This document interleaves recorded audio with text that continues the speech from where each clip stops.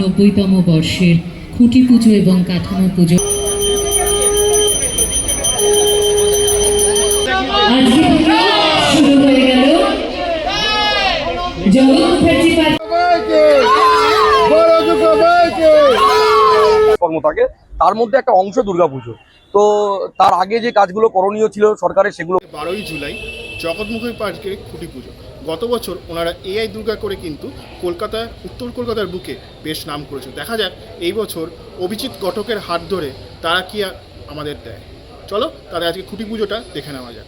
খুব সুন্দর রূপে হতে চলেছে মাননীয় মুখ্যমন্ত্রী শুভেন্দু দা নেতৃত্বে সব রূপে রাজ্য পুজো চলছে, দেখতেই পাচ্ছ। ঠিক আছে,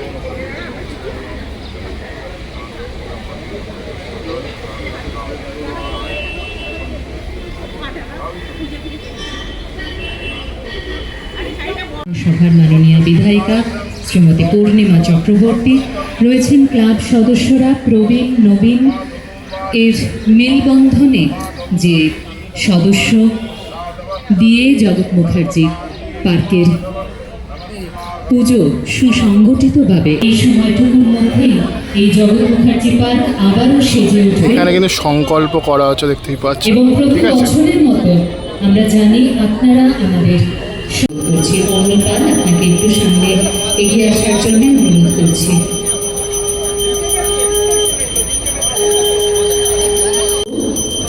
আমাদের এই পুজোর জায়গায় একটু চলে আসার জন্য আমাদের জগৎ মুখার্জি পার্কের এবছরে যে দুর্গোৎসব তার পরিকল্পনা এবং ব্যবস্থাপনায় এখানে জগৎ মুখার্জি পার্কের খুঁটি পোতা চলছে।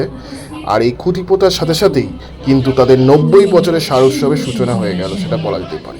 তো চলো তোমরা দেখে নাও, আশা করি তোমাদের ভালো লাগবে। এরপরই শিল্পীর এক্সক্লুসিভ বাইট রয়েছে, সেটা তোমরা দেখো।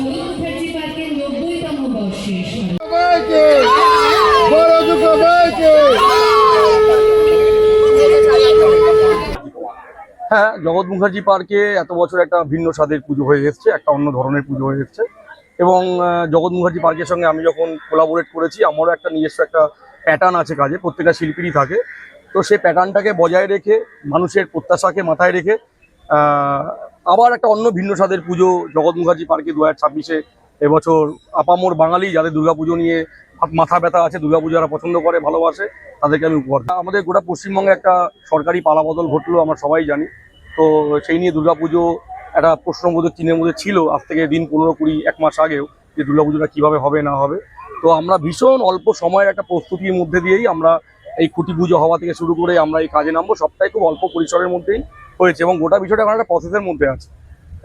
এই যে পালা, সেটা তো যে কোনো সময় হয়, কারণ এটা তো প্র্যাকটিক্যাল যে যখনই একটা নতুন সরকার আসছে, তারা নতুনভাবে একটা বিষয়কে ধরছে।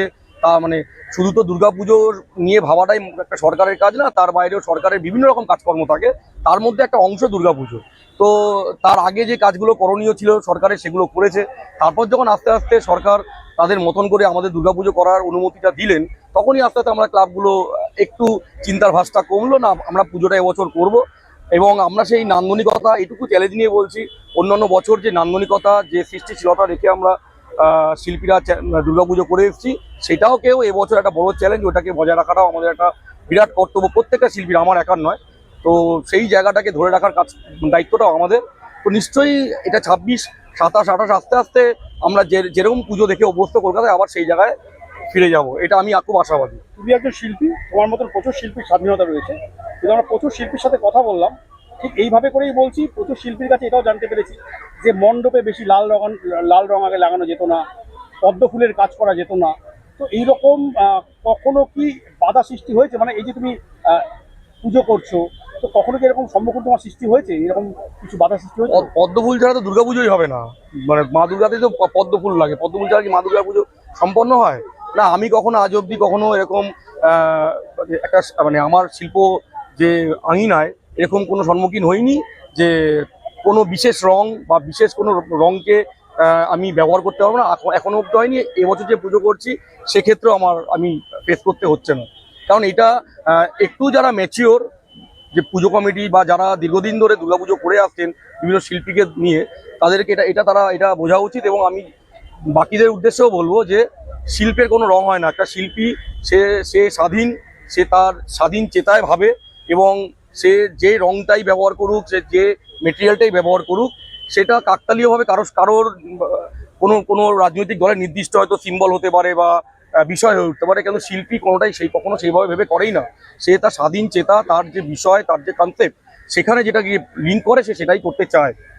পুজোর শিল্পী বা পুজোর কন্টেন্ট ক্রিয়েটর হতে গেলে আগে পুজোকে ভালোবাসতে হবে, এটা আমি জানি। তো এই মুহূর্তে কলকাতায় দাঁড়িয়ে আমরা শুনছি বেশ কয়েকটা পুজো বন্ধ হওয়ার মুখে। তুমি শিল্পী হয়ে তোমার এই ব্যাপারটা সম্বন্ধে কিছু বলবে? না, এইটা বন্ধ হওয়ার মুখে আমার নিজেরও একটি পুজো এবছর আমি করতে পারছি না, করার কথা ছিল, দত্তবাগান অধিবাসী বৃন্দ। এগুলো হচ্ছে সমস্তটাই রাজনৈতিক একটা পালাবদল, উলটপুরাণ যা ঘটছে তার মধ্যে দিয়ে হচ্ছে। কিন্তু দেখো, আজকে এই পুজোটা আমি দাঁড়িয়ে আছি জগৎ মুখার্জি পার্ক, এটা তো কোনো পলিটিক্যালি সেইভাবে কোনো পুজো নয়। কিন্তু আমি এখানে এসে যে বুঝতে পারলাম পুজোটা আগেও যারা করতো এখন তারাই করছে। তা আমি একটা বার্তা সবার উদ্দেশ্যে দেবো, দুর্গাপুজোর উদ্দেশ্যে দেবো। আজকে আমি প্রায় 10-11 বছর কলকাতায় দুর্গাপুজো করছি। তো যারাই আপনারা পুজোয় আসুন না কেন, পুজোটাকে পুজোর জায়গায় রাখুন। পুজোর যে সৃষ্টিশীলতা, যে আজকে বিশ্ব জায়গায় পৌঁছে গেছে, সেইটাকে নিয়ে মানে একটু মাথা ব্যথা লাগান। এবং এই দুর্গাপুজোর সঙ্গে আমাদের সঙ্গে বহু শিল্পী কর্মসংস্থান জড়িয়ে, তাদের কথা ভাবতে হবে।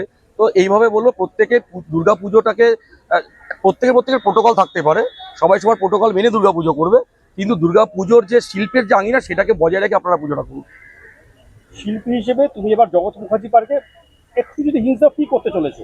না, এইভাবে একটা বলা যায় না তো। আমরা মানে যে কোনো একটা আমরা প্রসেসের মধ্যে থাকি, একটা হাসারও ব্যাপার নয়, সত্যি তাই। আমরা একটা সত্যি মানে খুব অল্প সময়ের মধ্যে আমরা ব্যাপারটা গুছিয়ে ওঠার চেষ্টা করছি, এবং বিষয়টা একটা প্রসেসের মধ্যে আছে।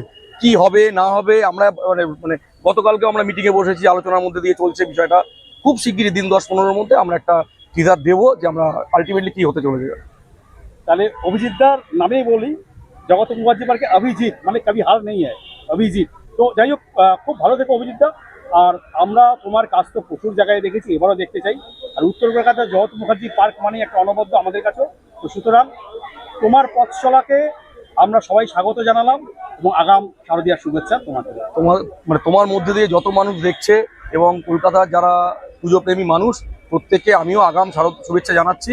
পুজো শুরু হয়ে গেল, এবছরও আমরা অন্যান্য বছরের মতন হই করে পুজো কাটাবো, এই আশাই রাখি।